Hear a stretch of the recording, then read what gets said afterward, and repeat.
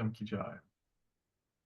Om Bhagavate Vasudevaya. Om Namo Bhagavate Vasudevaya. Om Namo Bhagavate Vasudevaya. Om Namo Bhagavate Vasudevaya. Om Namo Bhagavate Vasudevaya. Om Namo Bhagavate Vasudevaya. Jai. Bhagavatam Canto 1, Chapter 2, 1 verse 8. 1.2.8.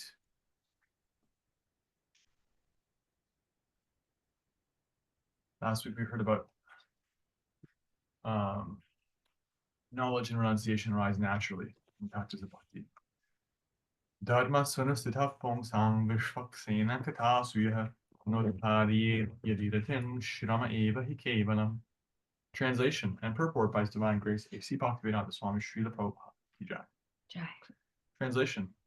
The occupational activities a man performs according to his own position are only so much useless labor if they do not provoke attraction for the message of the personality of Godhead. Purport. There are different occupational activities in terms of man's different conceptions of life. To the gross materialist who cannot see anything beyond the gross material body, there is nothing beyond the senses. Therefore, his occupational activities are limited to concentrated and extended selfishness. Concentrated selfishness centers around the personal body. This is generally seen amongst the lower animals. Extended selfishness is manifested in human society and centers around the family, society, community, nation, and world with a view to gross bodily comfort. Above these gross materialists are the mental speculators, who hover aloft in the mental spheres, and their occupational duties involve making poetry and philosophy, or propagating some ism with the same aim of selfishness limited to the body and the mind. But above the body and mind is the dormant spirit soul, whose absence from the body makes the whole range of bodily and mental selfishness completely null and void. But less intelligent people have no information of the needs of the spirit soul. Because foolish people have no information of the soul and how it is beyond the purvey of the body and mind, they are not satisfied in the performance of their occupational duties. The question of the satisfaction of the self is raised herein. The self is beyond the gross body and subtle mind. He is the potent active principle of the body and mind. Without knowing the need of the dormant soul, one cannot be happy simply by emolument of the body and mind. Can you look up emolument? Yeah. The body and mind are but superfluous outer coverings of the spirit soul. The spirit soul's needs must be fulfilled. Simply by cleansing the cage of the bird, one does not satisfy the bird. One must actually know the needs of the bird himself. Emolument? A salary, fee, or profit from employment or office. Interesting. So this would be like a profit, a benefit. One cannot be happy simply with emolument of the body and mind, appeasing the body. The need of the spirit soul is that he wants to get out of the limited sphere of material bondage and fulfill his desire for complete freedom. He wants to get out of the covered walls of the greater universe. He wants to see the free light and the spirit. That complete freedom is achieved when he meets the complete spirit, the personality of Godhead. There is a dormant affection for God within everyone. Spiritual existence is manifested through the gross body and mind in the form of perverted affection for gross and subtle matter. Therefore, we have to engage ourselves in occupational engagements that will evoke our divine consciousness. This is possible only by hearing and chanting the divine activities of the Supreme Lord, and any occupational activity which does not help one to achieve attachment for hearing and chanting the transcendental message of Godhead is said herein to be simply a waste of time. This is because other occupational duties, whatever ism they may belong to, cannot give liberation to the soul. Even the activities of the Salvationists are considered to be useless because of their failure to pick up the fountainhead of all liberties. The gross materialist can practically see that his material gain is limited only to time and space, either in this world or in the other. Even if he goes up to the Svargaloka, he will find no permanent abode for his hankering soul. The hankering soul must be satisfied by the perfect scientific process of perfect devotional service. Srila Prabhupada Ki Jai.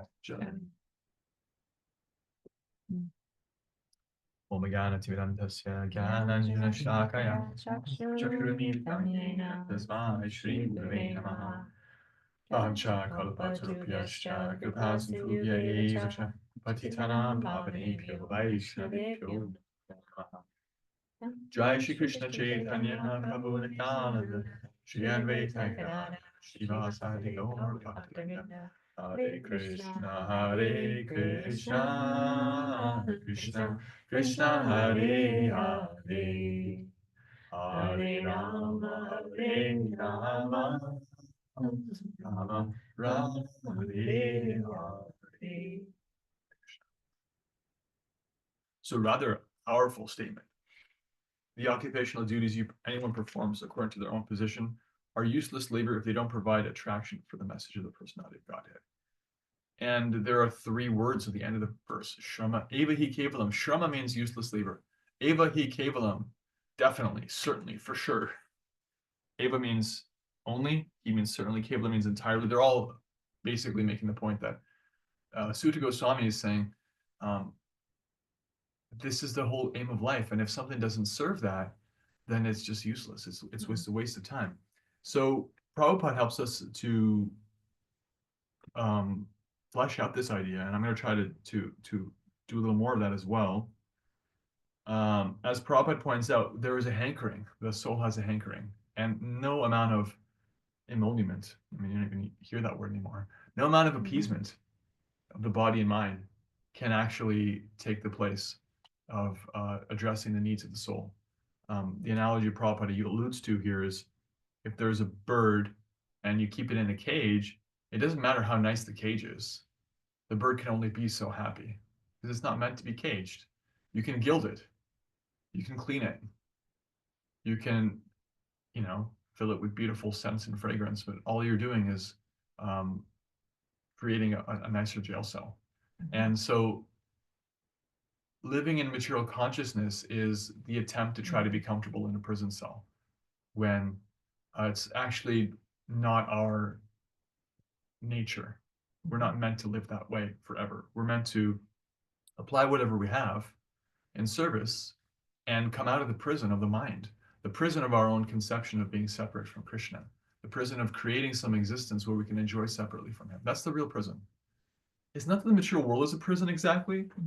It's that we've created a situation where we've imprisoned ourselves to a kind of misconception. It's like if you go to a sanitarium, place where people are not well in the mind, the staff there has to accommodate the mental illness and help them get out of it.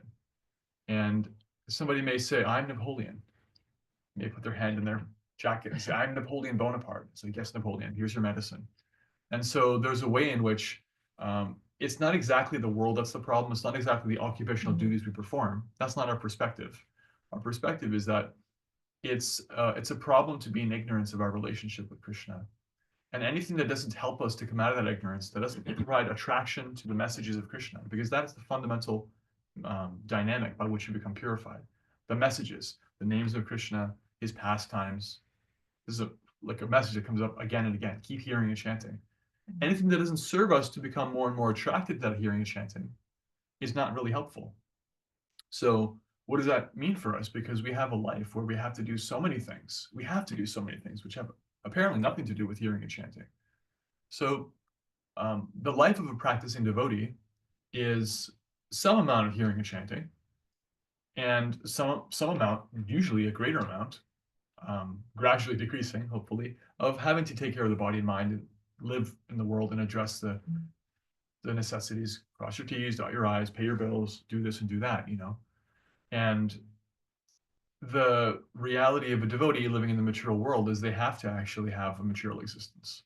So the mentality, therefore, is this material activity I'm doing right now, when one is doing some material activity that doesn't involve actually directly hearing and chanting, it's here to keep the machine going and give me the opportunity to become attracted. And what we find with devotees who create a core practice and then create this conception that, okay, well, whatever I have to do to keep the body and mind going, I do it, but I don't live to eat, I eat to live, and so on. Like I do these things, and I do them as a duty so that I can go on hearing and chanting. We find that for them, even if their hearing and chanting is limited to like just a few minutes a day, they really, I've seen this practically universally, they come to this point of, I wish I could do more. They go to their work and they're like, yeah, I got to do this. And like, I'm not going to not do it, but I really would rather be with you, Krishna. I'd rather have the experience I had at the Japa seminar or the Friday Bhagavatam class or the India trip, or, I want to have that more of that. And that's actually a gift because that's attraction. When you miss Krishna, when you're not with him in the form of his the Angas of Bhakti, you're actually with him because you're thinking of him. You're attracted to him, even when you're doing something else. That's why our acharyas give the example of, if you're carrying on an affair, then you're thinking of your lover even when you're doing all your appropriate, proper things. You'd rather be with them. That's where your heart is. Mm-hmm. So it's like that. The devotee who's awake to this goal that I want to become attracted to hearing and chanting, and they're getting something from their hearing and chanting, they're getting something from their japa, from their association with devotees, they become attracted more and more to Krishna. And that ongoing experience of, okay, I got to take care of the material, that side by side with their regular injection, like daily injection of spiritual sound, attracts one more and more to Krishna. And so that even when they're in the world doing whatever they have to do, they're less and less attracted to the things that are passing by, right? There's so many things passing by the screen of the mind. There's so many things happening in the film reel of our lives, uh, this political change, that weather shift, this bodily change. I woke up this morning and I turned to my left to turn the alarm off, and my back seized. Like, not badly, but badly enough. And I was like, okay, we're doing this today. So, I've learned how to address that, shower and stretch and whatever. And like, I'm functional, but it's like these things are always coming and going.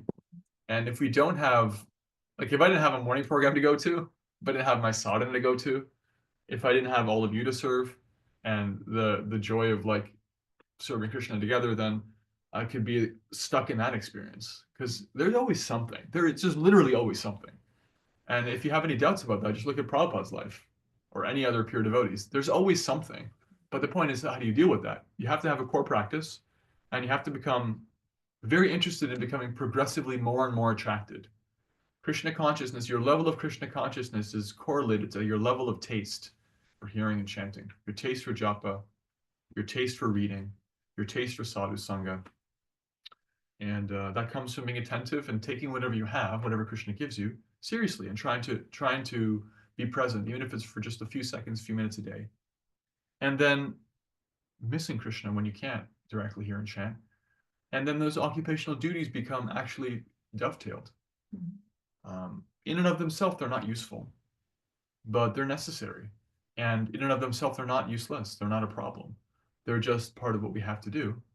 Arjuna, his occupational duty at the time of the Battle of Kurukshetra was to go to war. I mean, I don't know about you, but I can't do that. And it makes my job seem like really, really easy. But he did it for Krishna, and it was a Krishna conscious experience. And the Bhagavad Gita was him recognizing that it's not about doing it for me. It's not about ditching it. It's about doing it for Krishna. It's about that third path, the path of dedication. And so this is the practical application of this verse. And what we have to look forward to, Prabhupada gets a little poetic here. He says, the need of the spirit soul is that he wants to get out of the limited sphere of material bondage and fulfill his desire for complete freedom. He wants to get out of the covered walls of the greater universe. He wants to see the free light and the spirit. I mean, what is that sentence? That's like, you take that in isolation, it's like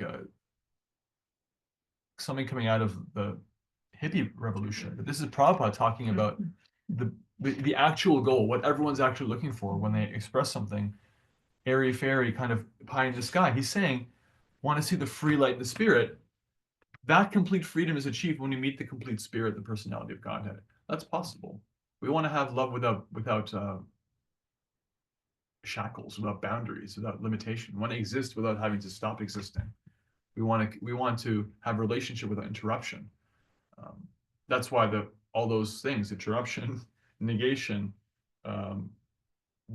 being let down, deception, all these things, disillusionment, they're so dissatisfying for the soul, because we want what is only available on the spiritual platform.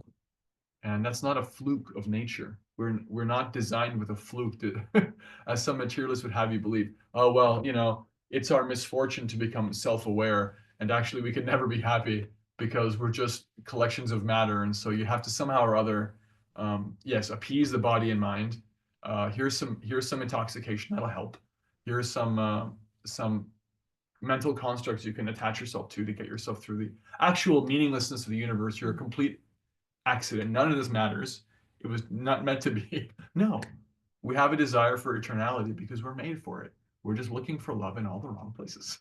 And so Prabhupada alludes to our manifest attachment to the material things is proof that we can fall in love with God. If you can fall in love with your iPhone, you can fall in love with God. It's not complicated. The math is really simple, you know. Even a pauper is proud of their penny. You put someone in the most miserable material condition, they'll find something to be attached to. They will, because they're made for it. They'll find a shiny piece of glass in their burnt out husk of a rubble filled city in, the middle of a war, and that piece of glass is God for them. It's like they'll fight over that because it's shiny. Because we are made for attachment. So don't worry about being attached. That's not the problem. The problem is we're attached to the wrong thing. And the solution is to try to be attached to the right thing. All the other inferior attachments will get taken care of themselves. You'll drop the glass when you have a diamond in your hands. In fact, that's almost literally what Dhruva Maharaj said in the third canto. Somen kritarto smi varangnayache. He was praying to the Lord for the opportunity to defeat his enemies and prove them wrong. And basically, he was fired up. He had a sense of like revenge and justice. And he prayed to the Lord, and the Lord appeared himself. And then he basically was like flabbergasted. It's like what he said was, "I've been praying for pieces of broken glass, and you've given me the greatest gem. So let's be like that. Let's get the greatest gem." So we heard about the uselessness of occupational duties if they do not provoke attraction. Heard about the science of provoking attraction, even in the middle of having to maintain a material life. And what we have to look forward to in that free exchange of love. See the free light in the spirit. It's complete freedom. Let's take some reflections on this verse, these ideas, comments.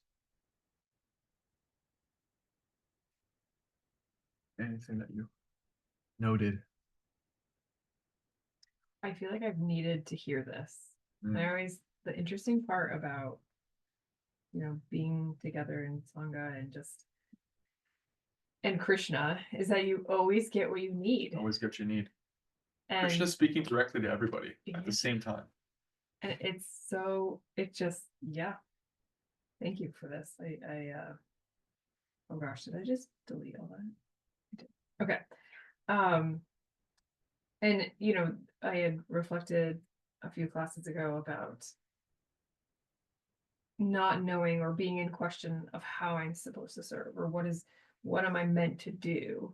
But it's not about necessarily what I'm doing. It's about how I look at it and from what lens I'm looking at it from. Yes. Yeah, that's the level of consciousness that we're trying to address. Yeah. If we take spiritual life in a shallow way, then it's all about the externals. Right. Dress a certain way, look a certain way, have a position, chant rounds with proper pronunciation. Even that can, like your japa can be very external. And it's not a bad thing to have good pronunciation and posture chanting, but it's about your intention. Intention is our gift to Krishna. It's our function that makes us different than matter. Matter cannot have intention. It cannot have purpose. It cannot have dedication. Consciousness can. And if we operate in a way where we don't exercise that intention muscle, then we're actually almost evolving, almost acting like dull matter. But when we have that intention, we come alive like something that's dull. Prabhupada gives the example, dull metal. You stick that poker in the fire, it glows. Now it's hot, now it's bright, and anything that touches it also combusts. So although we're covered with this ignorance, when we apply our intentionality, and we can do that at every second, we're just not used to it. When we apply that intentionality, we come alive. We become bright to others, noticeable to Krishna, joyful ourselves, free from illusion, increasingly joyful, increasingly free. That's our nature. Thank you. Yeah, thank you. Yeah, in the 10th canto, when Krishna sits down to have lunch and a little picnic with his friends, it's described he was like the whorl of a lotus, and all of his friends were like the petals around him.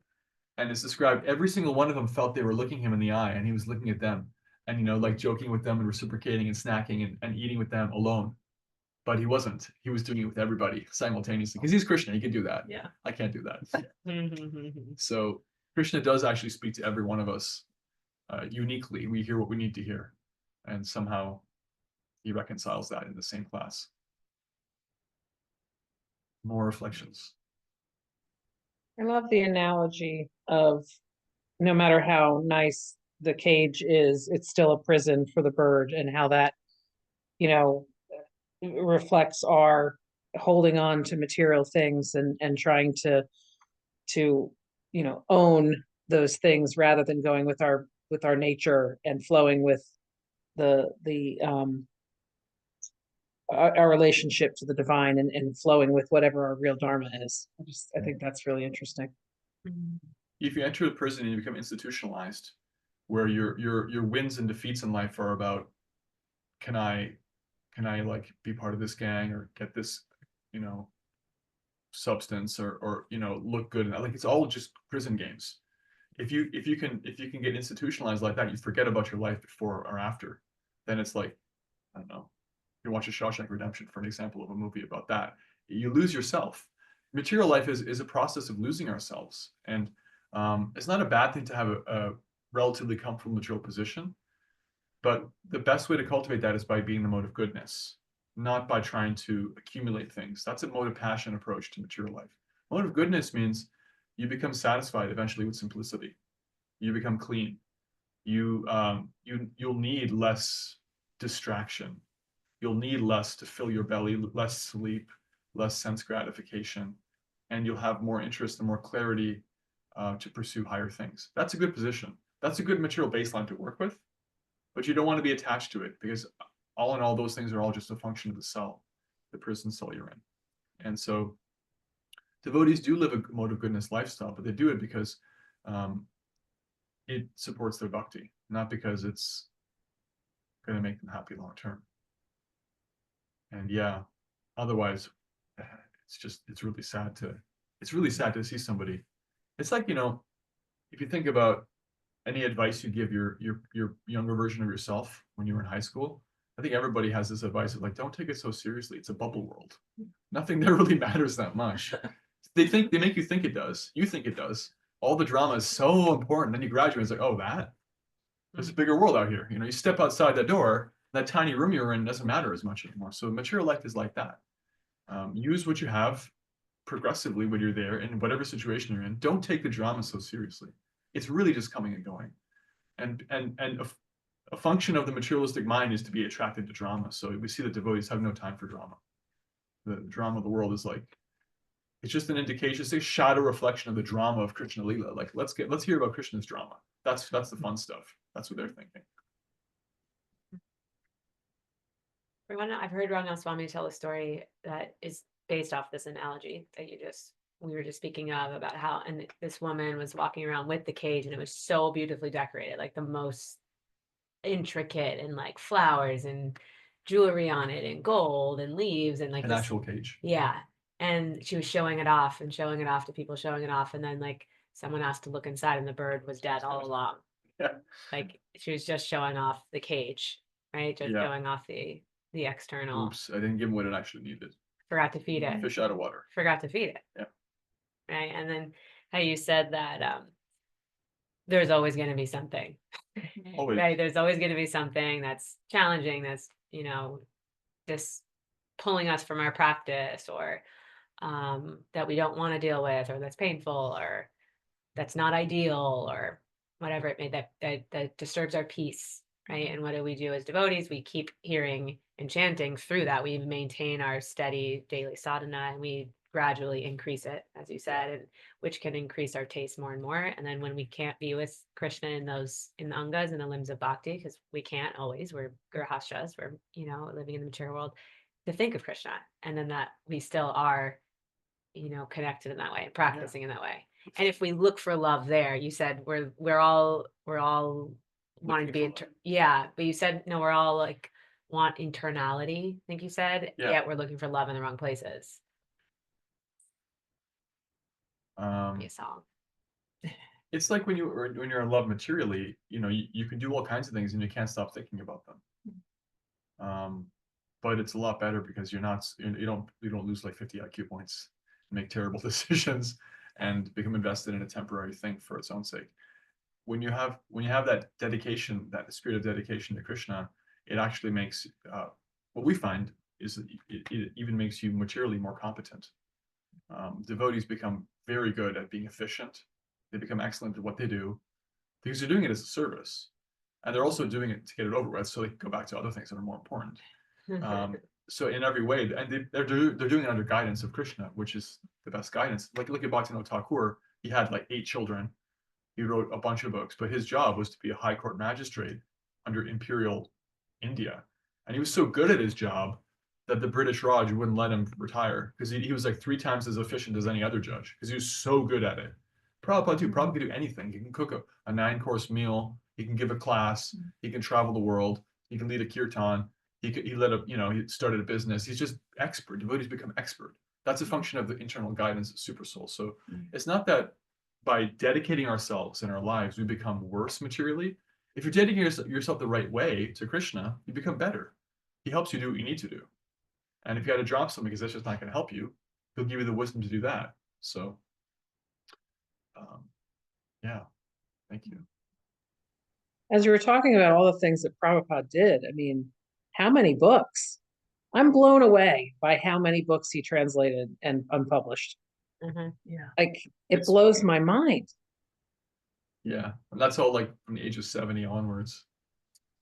I don't even understand it. It doesn't seem materially possible, honestly. Yeah, I mean, it's not materially possible. It's just not materially possible. He was operating under spiritual energy. So don't worry if you can't do that, but at least we could try to read his books. My Guru Maharaj and others have commented that Prabhupada worked so hard to write these books, at least we could do is try to read them. Because there's a nice bhajan about how a spiritual song by Bhaktivinoda Thakur about how Krishna she tomara, Krishna dite paro, tomara, Krishna she tomara, Krishna dite paro, tomara shaktiyache, Amita Kanga, Krishna Krishna Boli, Daitava Pache Pache. Krishna is yours, my dear Guru, and you have the power to give him to anybody. I'm simply running behind you, calling out, Krishna, Krishna, like a madman running after you. And the devotees have commented, why do they have to run? And they have to run because the Guru is running. The Guru is running to catch Krishna. So we can't imitate the superhuman activities that Prabhupada did in his service to Krishna. But we can run after him. We can run after our gurus and follow in their mood that, please give me a drop of mercy. I'm running after you, calling him Krishna, Krishna. Krishna's yours. You can give him to me. So when Prabhupada wrote these books, our attempt to try to systematically read them is to honor that great sacrifice he made. And that's really like that, and the chanting, the Sangha, these fundamental things every day is the juice that helps us grow, provides a growing attraction to Krishna. That's why Prabhupada dedicated himself to it, because it's the most important thing, and he knew it. And he wanted us all to have it. And there's nowhere else we could get it. There's so many schools, as he said, there's so many schools where you can learn how to become materially competent. And who is teaching you how to develop love for God? For that, we need the Bhagavatam and Holy Name and each other. Any other comments? I like your like, the whole, there's always something, and that I think one of my like biggest attractions, ironically, to bhakti is that it explains attraction. And like, it's not this like, don't worry about it, like just try to subvert it, or like just accept it, or just it's just a thing. And it's like, no, like I need a reason behind the reason. And it's like, yeah, it's like, I love that bhakti has that answer, that has that, once you like open up and you start to like feel it, it's like, whoa, there it is. It's like that makes sense. That actually makes sense. And then you start to understand all of these texts and all these everything. They're just trying to describe that feeling of like attraction, and it's indescribable. Yeah. For me at least. When you feel it, it's like that's it. It's just like, well, I'll spend the rest of my life trying to describe it, I think, but it's yeah, I just love that you kind of said, um, we have desire for eternality, and it's because it's a part of us. And that's kind of how I summarized it. It's like, yeah, it's literally a part of us. You can't deny it. Yeah, it's artificial. It's like Yeah. lobotomizing yourself to try Yeah. to cut it out. And other paths which lack personal realization or personal description of that all attractive form Yeah. can address the knowledge aspect. They can help us become free from the material body. You're not bad. You're actually eternal. But they lack the capacity to help us to develop our emotional self and apply that in a progressive way.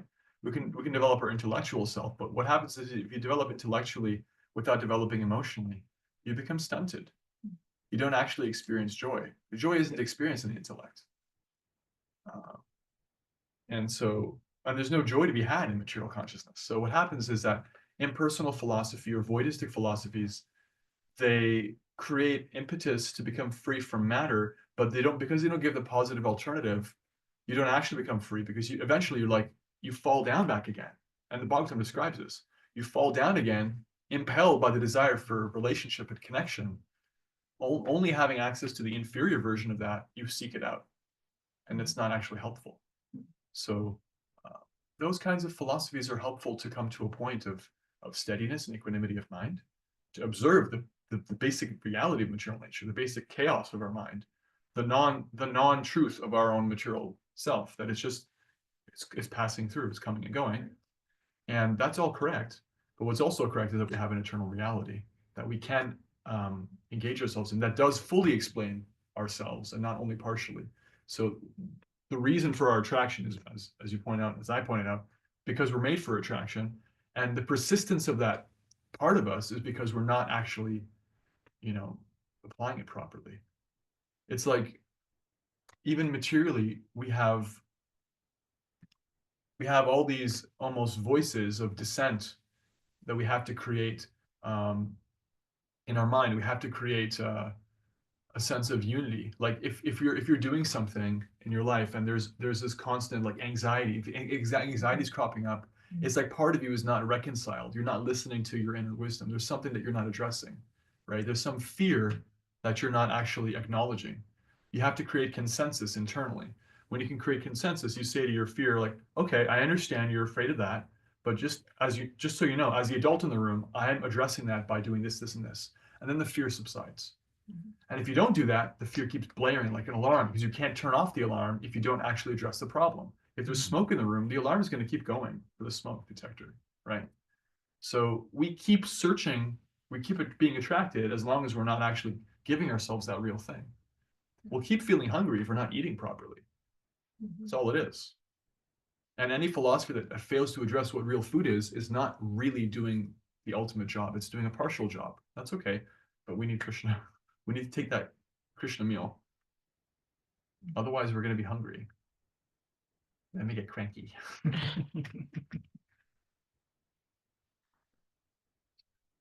Okay. Leanne, did you want to offer anything? Just to make it a full sweep? I And know. we haven't I heard from always you. wait till the end, right? No. Oh, I usually. Well, I was gonna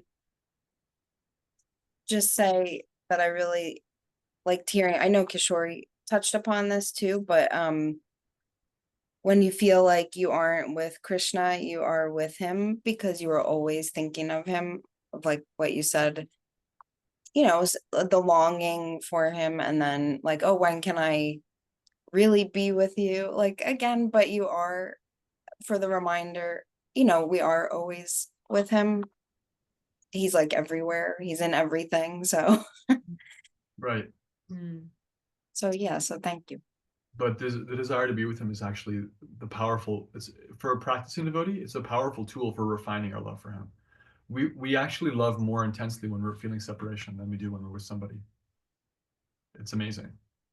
And Lord Chaitanya's particular gift is the gift of love and separation, because that's what really sets the heart on fire. So we have him to thank. Thank you. Hare Krishna. Hare Krishna. Aaron, do you want to share anything? May not be able to circumstantially. I'm just happy to be here. Thank you. We're happy you're here. Mhm. Jai. Okay, Srila Prabhupada ki jai, Srimad Bhagavatam ki jai. Jai. And Kishore and I are going to be in separation from all of you, so we're going to be thinking of you. And as per the science, the mathematics of what we just described in today's class, that means we're all going to be with you in a way, spiritually. So keep the transcendental vibration going. We'll be hearing and chanting in India. That's why we're there, is to facilitate other people's diving into that in a particular container. And this corner of the material universe will go on under the guidance of Sri Chaitanya Mahaprabhu and Gaur Nitai. And all of you, please continue your beautiful service to the holy name and hearing and chanting, and connect with each other offline of this class. There's 24 hours in every day, and you can find a few minutes to hear and chant together. It'll make you happy. And you can message us if we can serve you in any way. And we'll see you when we get back. Gauranga. Gauranga. Vaishnavebhyo namo namaha. Jai. Bhakti Sangam Beyond ki jai. Jai. Hare Krishna to the YouTube crowd.